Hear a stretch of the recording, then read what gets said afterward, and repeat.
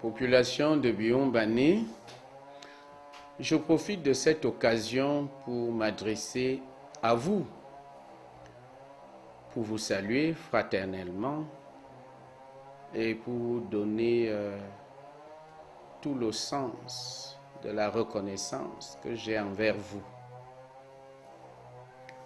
Vous m'avez soutenu pour la plupart dans l'action que nous menons depuis plus de 10 ans. 10 ans, c'est long pour certains, c'est peu pour d'autres. Mais pour nous, nous voulons nous affirmer comme des serviteurs. Quand je dis nous, c'est l'exécutif municipal et tout le conseil, comme des serviteurs fidèles, humbles et vraiment à votre écoute pour que l'action que nous menons depuis connaisse un succès. Nous avons encore de nombreux projets après avoir sorti notre commune de sa pauvreté ancienne.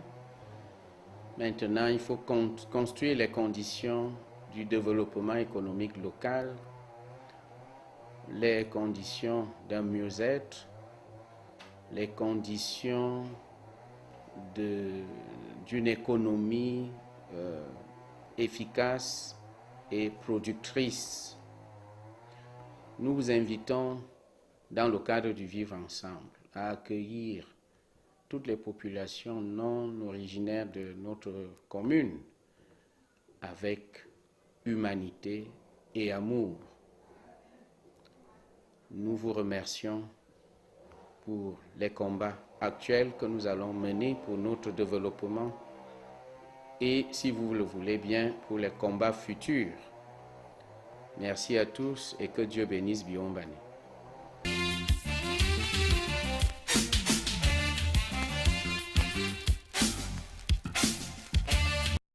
La commune de Bion-Bané couvre une superficie de 558 km² pour 13 500 habitants officiellement, mais au décompte ajusté, nous sommes à peu près 21 000 habitants. Cet arrondissement, qui couvre aussi l'étendue de la commune, compte 33 villages et est composé des ethnies Beneu, Fon, Yénois particulièrement. La commune a vu son jour en 1962 et essaye tant bien que mal de se structurer. Nous pratiquons l'élevage principalement, des porcins, des poulets, des cabris, mais l'activité la plus forte, c'est l'agriculture pérenne qui concerne la cacaoculture et les cultures vivrières constituées d'arachide, de manioc et de toutes les cultures qu'on connaît en zone forestière.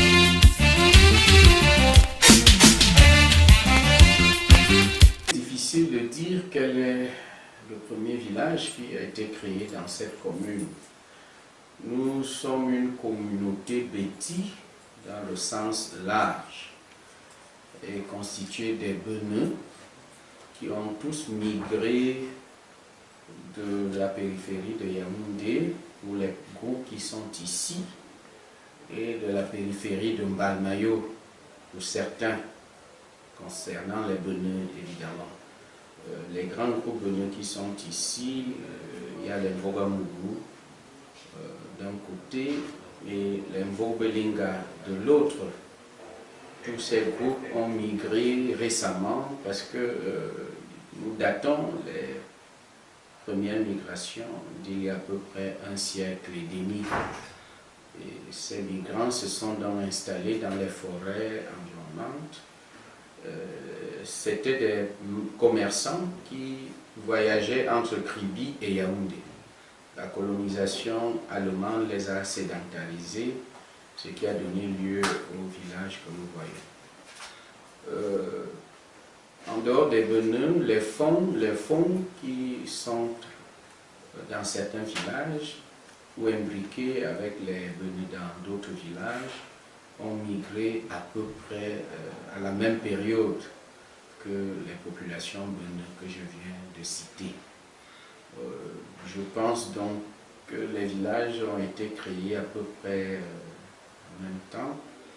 Nous pouvons, sans être précis, aller certainement à la fin du 19e siècle ou tout début.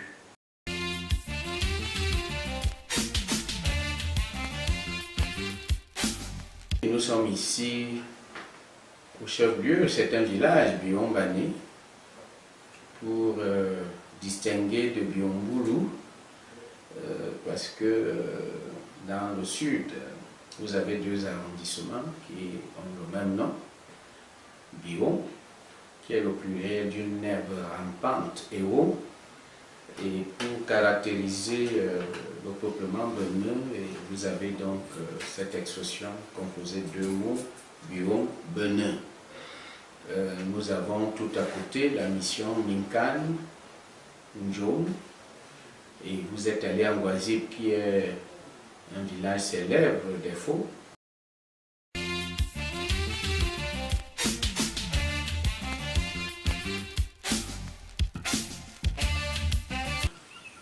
Ngwazip est un petit ruisseau qui est pas loin là dans la forêt. Alors, au cours d'une confrontation guerrière, les Fonds sont venus déguerpir une tribu qui restait là à côté de ce petit ruisseau. Une des femmes des gens que les Fonds sont venus déguerpir était de la tribu Bassa. Elle s'appelait donc Ngondiba. Elle, après qu'elle ait constaté que la guerre était devenue très chaude, elle a donc fui en longeant un petit ruisseau. Et c'est là où les arrière-grands-parents lui ont trouvé cette femme cachée. En lui posant la question de savoir comment est-ce qu'elle se nommait, elle a donc dit qu'elle se nommait Ngodiba. Alors la transformation, l'arrivée des Blancs et tout, on a mis donc Ngwazip.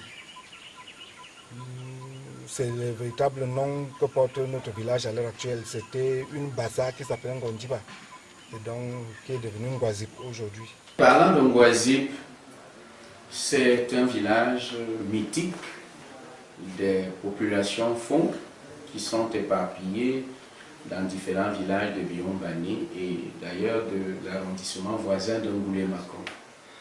Ngwazip, je ne connais pas trop l'histoire, mais c'est un village qui se remarque par sa population. Je suis le fils de Mabali Simon. Mabali Simon qui était le fils d'Akamunche. Akamunche était le fils d'Akwa Koro. Akwa Koro était le fils de Yonabere. Yonabere était le fils d'Akwa Momazan. Akwa Momazan était le fils de Mazamayo. Mazamayo était le fils d'Ayokuma. Ayokuma était le fils de Koumezali. Koumezali était le fils de Zalmodoua. Et Zalmodoua était le fils de Modoua Mbende. Nous sommes les Mvo Mazamayo. C'est Oyono Tomokon qui nous a pris à Zoaitele, parce qu'en fait, Zoaitele c'est le véritable fief des Fonds. Alors, il nous a pris là-bas à la recherche du sel, pour Kribi.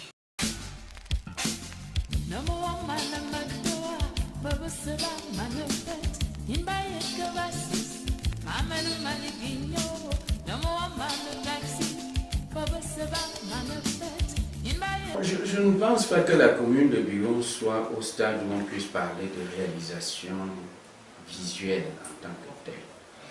En 2007, si mes souvenirs sont bons, nous avons pris une commune qui était vraiment en difficulté. Le compte administratif de la première année était de 7 millions. Pour ceux qui connaissent un peu les ratios par rapport les ratios ou indicateurs de développement au niveau local, 7 millions. Est-ce que ça peut faire des salaires? Est-ce que ça peut faire un puits, une salle de classe?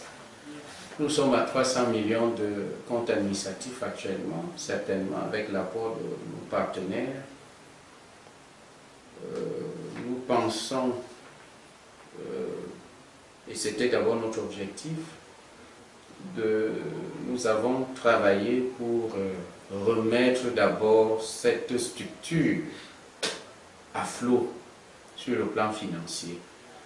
Et nous nous réjouissons d'avoir payé toutes les dettes qui étaient à plus de 200 millions.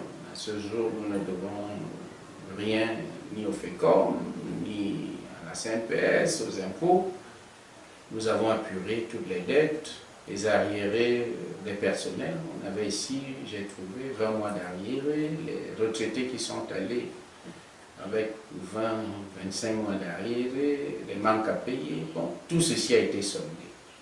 Nous sommes donc rentrés dans une période d'accalmie et de confort financier nous permettant d'entrevoir les choses positivement. Vous savez, un maire, c'est un serviteur, c'est le premier serviteur de la communauté. Et nous essayons d'être proches de cette communauté. Peut-être pas assez à cause de nos multiples fonctions, mais chaque fois que nous avons un peu de temps, comme c'est le cas maintenant, puisque nous sommes en congé, nous arpentons les rues, les chemins, les sentiers, toutes les localités de Biombani.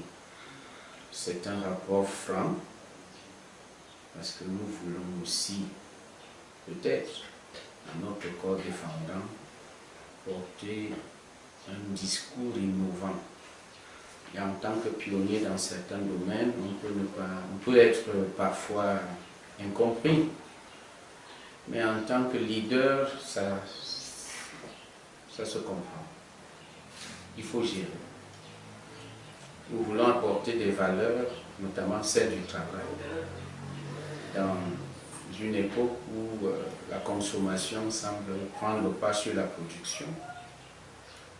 Nous voulons construire une société qui retrouve ses valeurs fondamentales de partage, de solidarité, de compréhension, d'empathie. Voilà en somme un peu les relations que nous essayons de construire avec nos populations. Nous les gérons avec force et détermination, avec beaucoup d'humilité.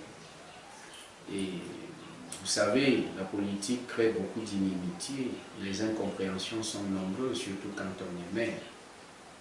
Mais cela ne nous inquiète pas, parce que la vision que nous portons, nous savons qu'elle est pour l'intérêt de ces populations, et au jour le jour, elle découvre les bienfaits de notre vision. Nous savons, nous sommes sûrs qu'elle sera toujours avec nous, comme c'est le cas jusqu'aujourd'hui. Nous pensons ouvrir une période en guise de perspective de progrès. Et le progrès suppose des ressources propres, abondantes.